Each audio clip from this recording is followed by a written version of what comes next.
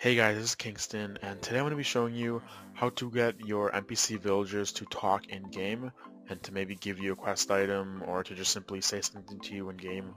And the way to do it is to walk up to them and they will talk to you through the chat.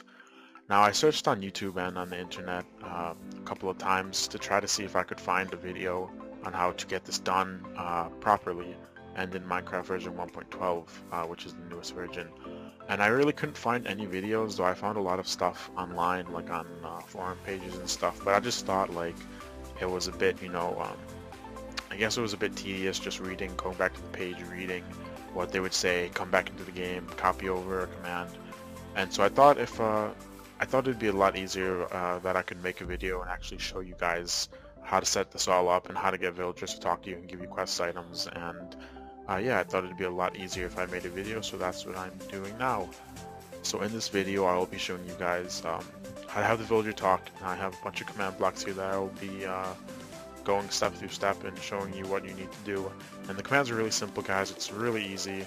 There's maybe about 4 commands that I've used throughout this whole video, just repeating and repeating a lot over. So yeah, let's get into this. So I'm a regular player here in an adventure map, let's just say.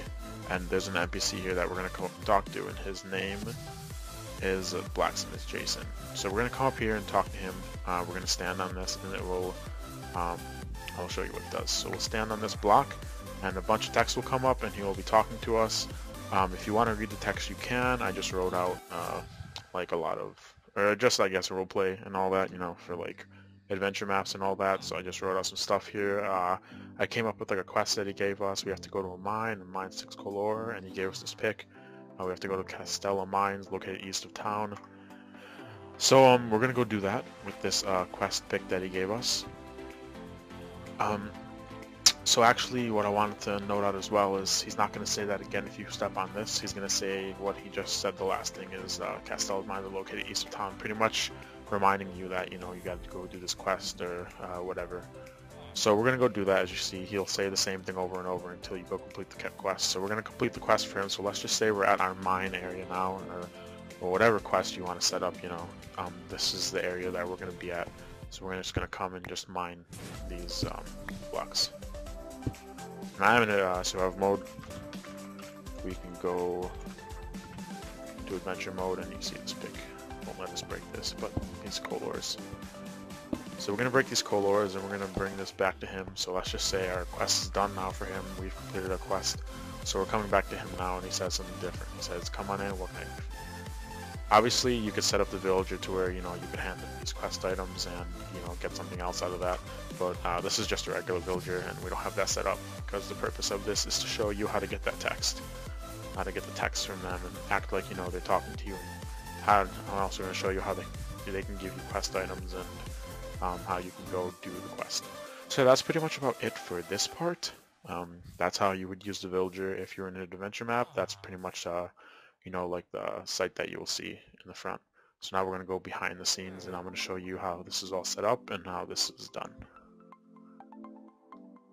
Alright guys, so before I show you guys in detail how to set up this NPC talking villager, I just want to say that I know my design probably is not the most efficient way to get this done. There's probably a lot more other ways to do the same commands that I'm doing with a lot fewer command blocks, but I just thought this would be the most easiest way to teach you guys how to set this up in the game, as it is just a simple set command blocks that's really easy to follow and learn.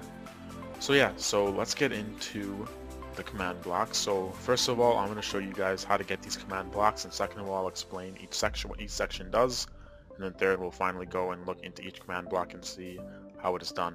So to get these command blocks, you can get all these command blocks through the first command block, but it's a lot easier to spawn them in. So I'm going to spawn them in with this command. So it's give your username, and you can just do for the first one, command and hit tab, and it'll give you a command block.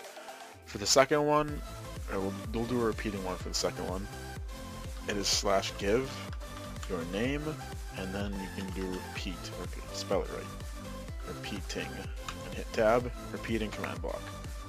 So for the third one is a chain command block, which is the light blue one.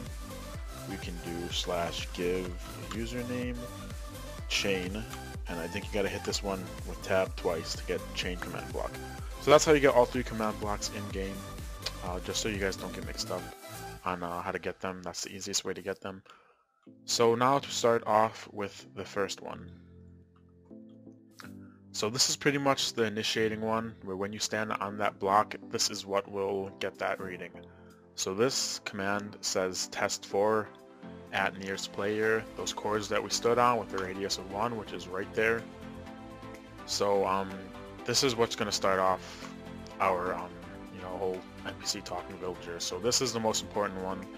These commands here are repeat, unconditional, and always active. Make sure these are exactly how it says here. Repeat, unconditional, always active, that's the most important part. And this command is testfor at nearest player, and those chords that you want. I'm going to be putting all these commands, even though it's about, I think, 3 or 4 commands, I'm going to be putting all of them in the description below for you guys. And to make it a lot easier, what I'm going to do is mark out each command block. So this is our first command block here. To make it easier for the description, since I'm going to lay it all out for you guys. This will be our first command block here. This will be our second command block, our third command block, our fourth command block, our fifth command block, our sixth command block, and so on and so forth. In the description I will leave what command block the command goes for, and you guys can simply set this up yourself. So there will be no confusion on what commands to put in each command block. So okay, so now that we have this first one down, which is the testfor player, so what this is doing is testing if we're in this little area. If we're in that area and you put it right next to your NPC if you want, it'll emit a redstone signal. And this is actually, I think this is a compensator and this is a repeater just to boost the redstone signal.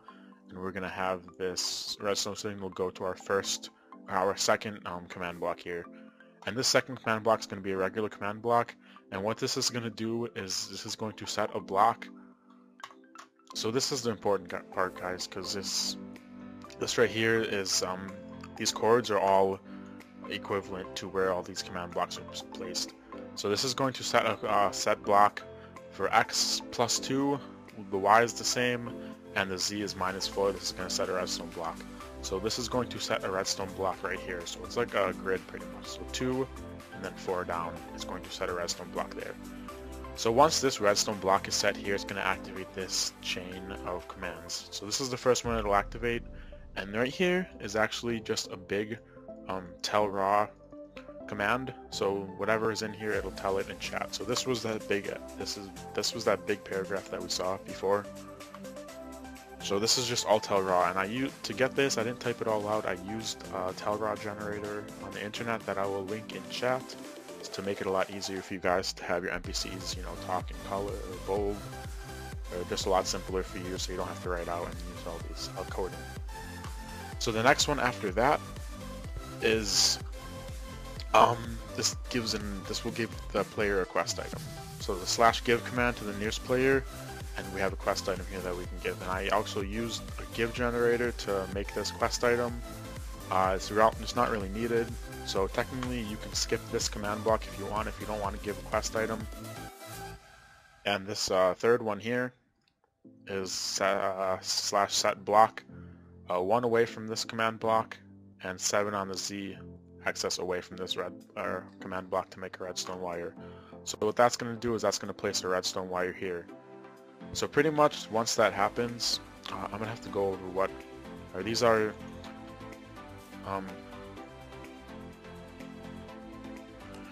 are the repeating command blocks. I'm sorry, I spaced out.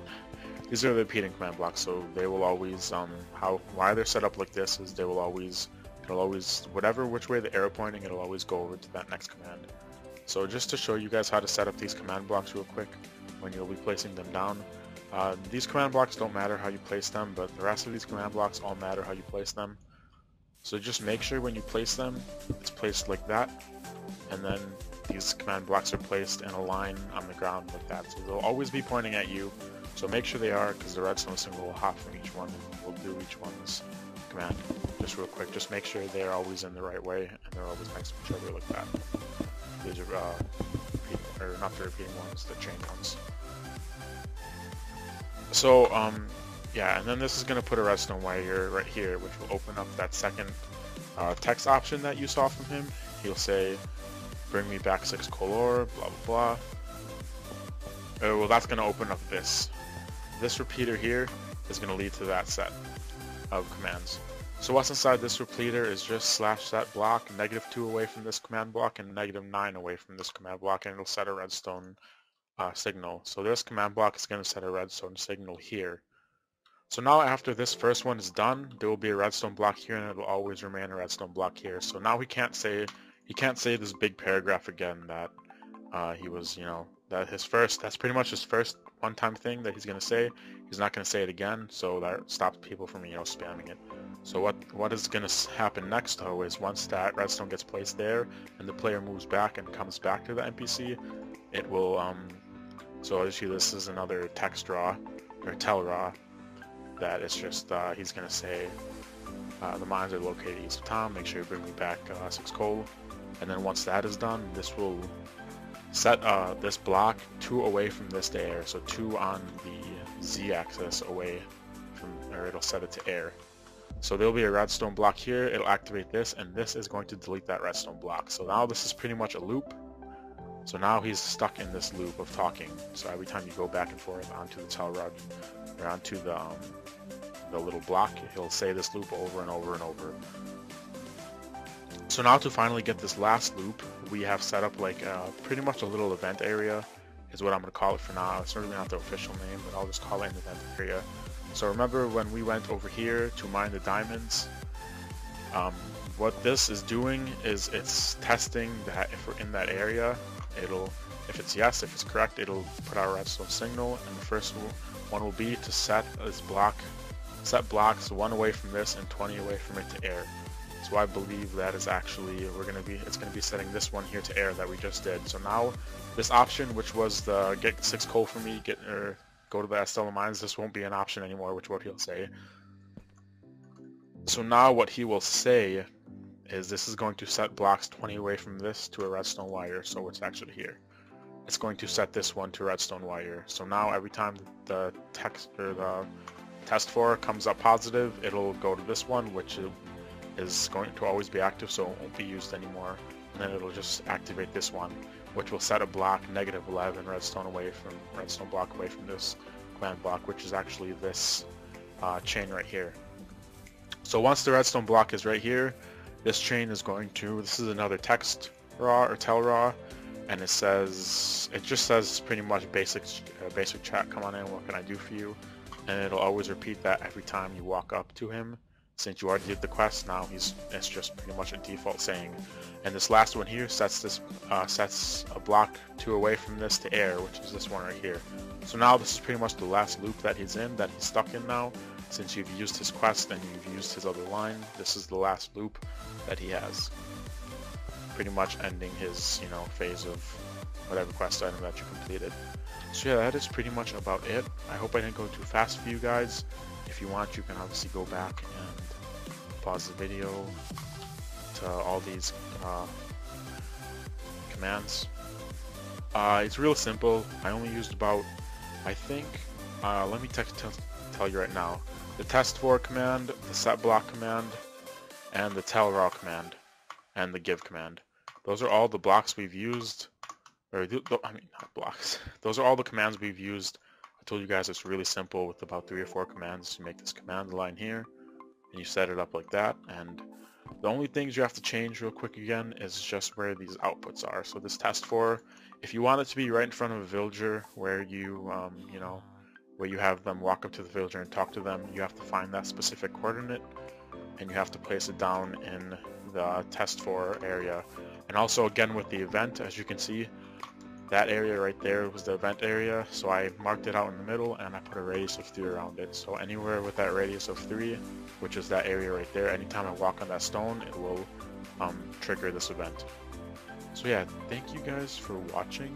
I hope I could make it as easy as I can for you guys to have your NPCs talk in your adventure maps, and I hope your adventure maps go good with this little tutorial that I showed you guys.